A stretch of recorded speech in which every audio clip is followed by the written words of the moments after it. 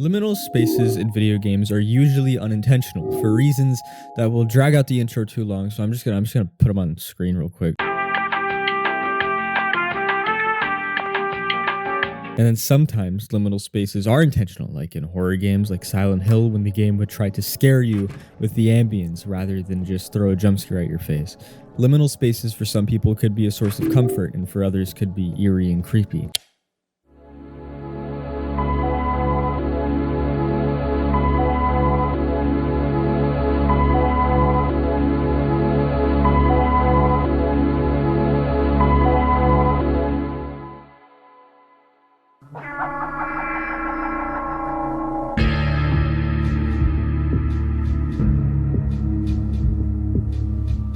The Source engine needs no introduction, as it is one of the most popular engines ever made, and games using Source are still being played even 20 years later. Source is a very diverse engine, with Left 4 Dead, Half-Life, TF2, all these games have a very different style, yet all of these Source games have a common trait, and to explain it, I'd have to set the stage.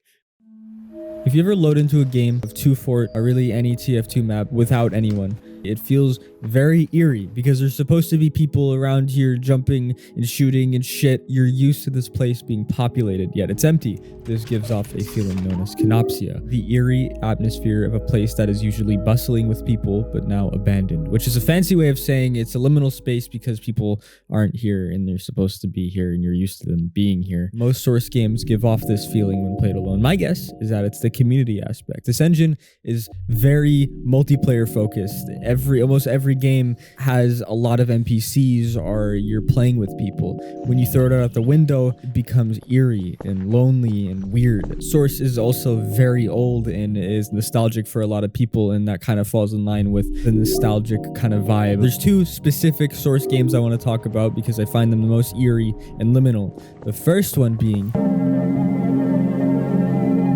Gmod is a sandbox game that originally started as a mod for Half-Life 2 but was later released as a standalone game on Steam. Usually when you play Gmod, I would assume you'd be playing on a server or with friends, goofing around or doing like anything else but playing alone. But if you're a lonely freak like me and you've played Gmod alone, you know how eerie it really is. Playing with people really distracts from how uncanny the maps actually are. Other players make the ambience of a map like a GM Big City make sense and fit. Playing it alone just makes it feel like the game is like pretending to be alive. You hear cars that aren't really there, alarms going off for no reason.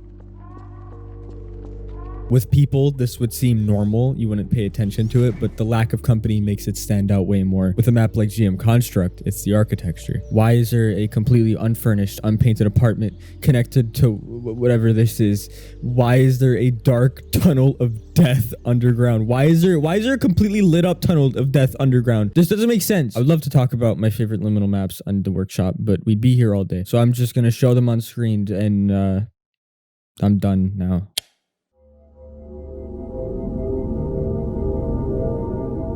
Portal is, in my opinion, one of the best examples when it comes to liminal spaces in video games. The game has a very sterile look to it. The testing chambers are modern and futuristic, but it's abandoned and broken, and the lights hum and the screens flicker. There's signs of people being here, like the writing on the walls in the observation rooms. You would think that there's scientists watching over you, maintaining the testing chambers, but in those observation rooms, no one's there. There's a section of the game where you get to explore the back rooms of Aperture. You get what I'm back rooms. You get to see what you're not supposed to, and there's no one. The chairs are left empty. Those observation rooms you've seen earlier have no one in them. You are the only person here, and you're isolated, going through the same looking rooms over and over again, hoping to find a way out.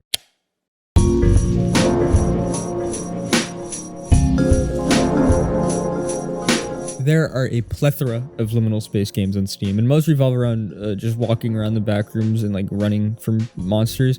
And I'm not gonna lie, most of them are mid. Like, there's a good amount of multiplayer games with back rooms, and it's fun to hop on for like an hour with your friends, but like these get very boring very fast. Like, all right, listen, The Backrooms, it's a fun 20-minute experience. There's only so much enjoyment you can get out of walking around the Backrooms for like 20 minutes. And don't get me wrong, these games don't only take place in the Backrooms, but still, it's just boring. Every game I played just doesn't feel very fleshed out, like it was made in 20 minutes in Unity, which it probably was. But if you really insist and you really want a good Backrooms game to play the Complex. It has the most effort put into it, at least out of the ones I played, and it's actually pretty alright.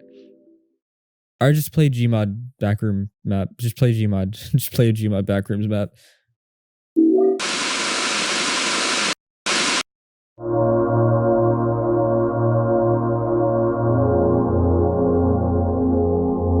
The environments in Silent Hill range from slightly eerie town to literally descending into the pits of hell, to the point of no return. And let me tell you, it's all pretty spooky. Silent Hill 2 takes a more chilled out approach to the others. It makes like everything rusted and dark. And then there's Silent Hill 3. And that's just gross and bloody and what the fuck is that? In the name of Jesus, I rebuke you! Now, the thing about the places in Silent Hill is they're completely normal places, like a mall and a subway and an apartment complex and a hospital. I mean, the hospital is a bit creepy. Whatever, just listen to me. Listen to me.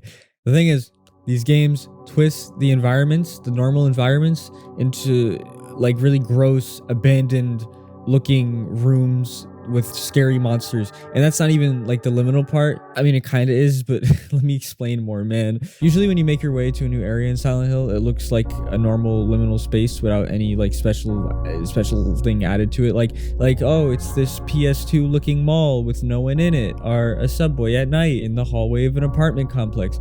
All these are just liminal on their own, but then the games make it They twist this shit, all right? They make it scary, and that's how these games get you. It messes with your head, and it makes you very uncomfortable. And it does this with the sound design, too. The soundtracks in these games, they make me want to kill myself, but in the best way possible. It's always this, like, haunting and depressing ambience, and it rarely ever goes away, which makes it even more liminal when you progress through these sections, you fight the big guy, and then everything stops.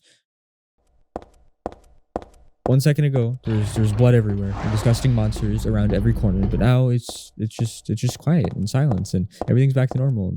Yay! Silent Hill 3 does this the best because the spaces are just like normal places, like I said, a mall, a subway, and a carnival. These alone are just liminal spaces, but with the extra push and the music and the art style and everything comes together to make this big bundle of shit yourself sandwich. Oh. And I haven't even mentioned Silent Hill 4 yet. Silent Hill 4 is the most directly liminal Silent Hill game. And the concept of Silent Hill 4 is that you're like this shut-in, this guy that just doesn't leave his house, and you live outside of the town of Silent Hill. So technically, it shouldn't be a Silent Hill game, whatever. And then randomly, his door gets chained up. For some reason, why did your... What happened here? It's explained through text at the start of the game that this all started after a nightmare he had like 5 days ago, and his phone is cut now, and the TV doesn't work, and his windows are sealed, and no one can hear him. This is a nightmare. Even for like a shut-in and like a low life like me, this is a nightmare. This already sets the stage for the liminality of this game, and it's being trapped in a dirty old apartment room without any access to society. It's a very scary and mentally exhausting concept, and the game makes you feel very... This game sticks with you. Just like most liminal spaces, it takes the comfort of a familiar place. In this case, it's your living space. That's what I just explained. And it makes you dread it. And the soundtrack only adds to this again with this like haunting, melancholy theme. And it makes you sad and lonely, and this game has the sauce. Instead of like the open world style, Silent Hill 4 does like a linear level system. Basically, this guy has a hole open up in his bathroom. I don't know. I genuinely can't explain it. And this is how you enter the levels. The levels play a lot like the first 3 games. The big difference is that there's a limit on the amount of stuff you can carry. And because of that, there's a checkpoint system, and there's more holes throughout the level, and they take you back to the apartment where you can free up your inventory space and heal. Basically, your apartment works as the hub world or the safe space. Thing is, as the game goes on, the room becomes more and more twisted and corrupt, and there's people coming out of the walls. Not only does your safe space isolate you, it's also horrifying, which now makes you no longer feel safe. Like, this game Your mind. Silent Hill 4 stands out as, in my opinion, the most liminal Silent Hill game.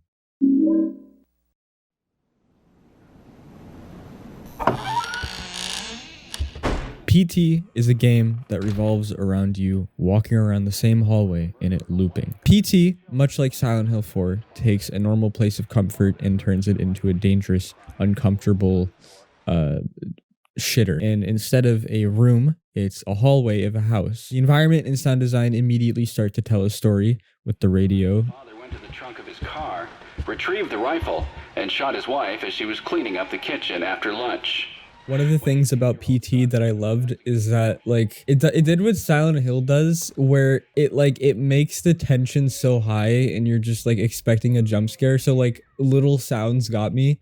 Like, I remember I pressed, like, X or whatever the fuck it was to solve a puzzle. And a little noise played. It actually scared me for some reason. Dude, I'm seeing things, man. How did that... Shit's stupid. I don't think it was even meant to be like a scare. It just scared me because the game is so tense. Each time you go through the hallway, the environment changes, like doors being opened are different lighting and added objects. The first blind playthrough of PT is an incredible experience. And if you have the means to play it, because you can't play this game anymore. This game has been deplatformed. If you have the means to play it. It's one of the best horror experiences ever, and it's actually a shame that Konami fucking fumbled this bag so hard.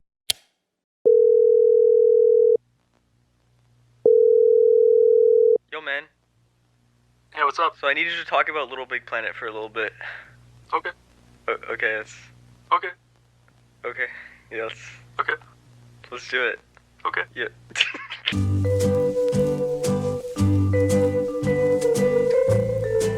I've always felt that the first LittleBigPlanet game had this distinct liminal quality to it, an atmosphere that I feel isn't quite as prominent in later entries of the series. There are a few examples of this throughout the game, but one that stands out to me the most is definitely the pod.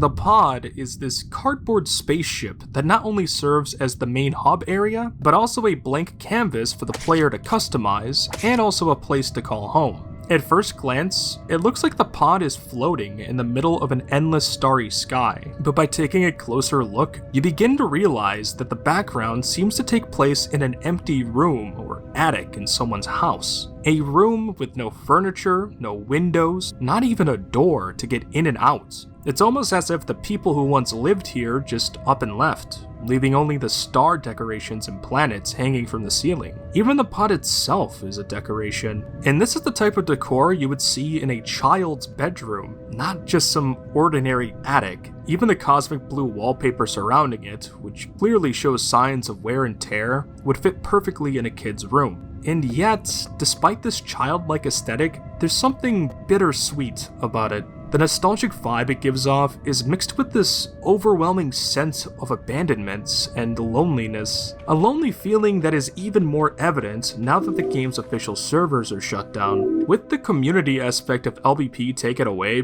the pod now feels more isolated than ever. It's no longer a place where friends could join you and hang out in. It's no longer a gateway to the millions of player-made levels that were once accessible. The pod is now just as empty as the room it resides in.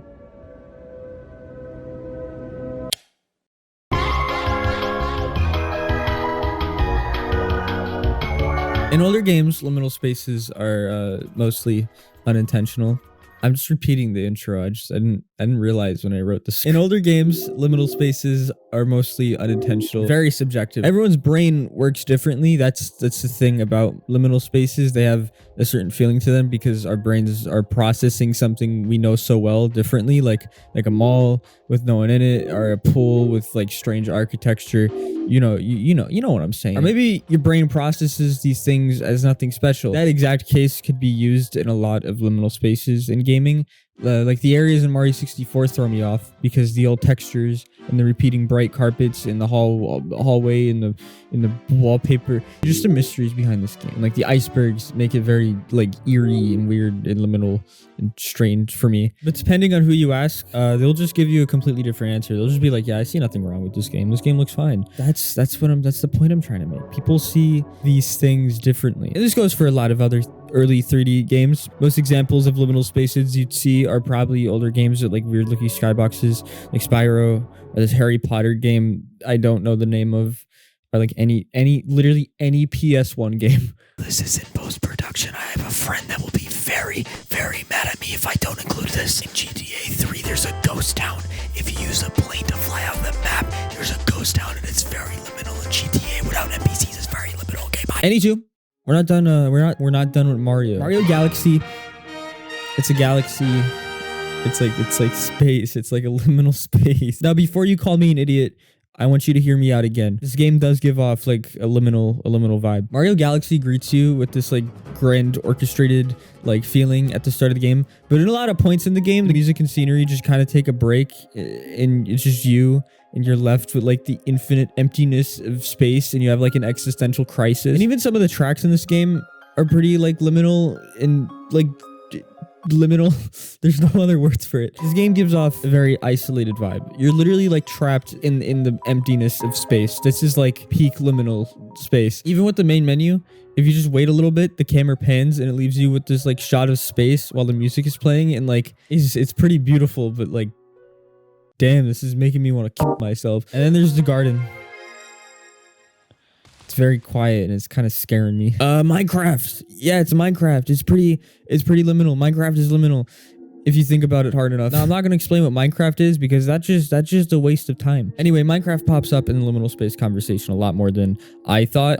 Now, the reason is probably because how lonely the game gets when you aren't playing with people. It's literally just like Gmod. When you're on with friends, it's very distracting and like you don't feel isolated because you're with friends. But then when they all leave the server and they go to sleep and it's only you mining, like strip mining, it's pretty lonely. The only other company besides other players are NPCs that don't really communicate much. And then there's like the simple like blocky art style, how nostalgic this game is for people. Yeah, it's liminal.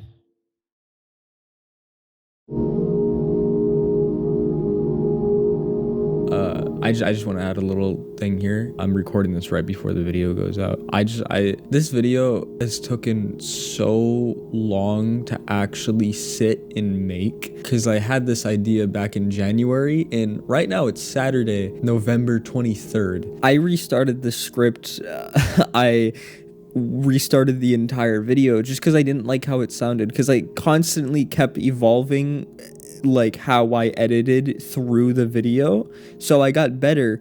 And then I was just like, I don't like how this looks now. I want to make it better. And that just made me never get around to it. And this video probably shows some of that. I feel like the video jumps up in entertainment like right at the end, but that's beside the point. I'm yapping. I just want to give a thanks to the people who helped me, who watched the video before it came out, gave me pointers what to do, helped with the thumbnail, helped with ideas, helped with just telling me to do it, because this video probably wouldn't be out without you guys. They're very talented people and they're in the description if you guys want to check them out. And lastly, to the people who are watching this right now, who made it this far, listened to me yap for 17 minutes and then another like 2 minutes about how this video took 300 years to make. Thank you for watching. I really do appreciate it. And if you guys want any kind of more content to me, show me that you guys do by like leaving a comment or something, because I do like making these videos. I just don't know if if anybody's seeing them in the first place. Anyway, thank you guys for watching, and God bless.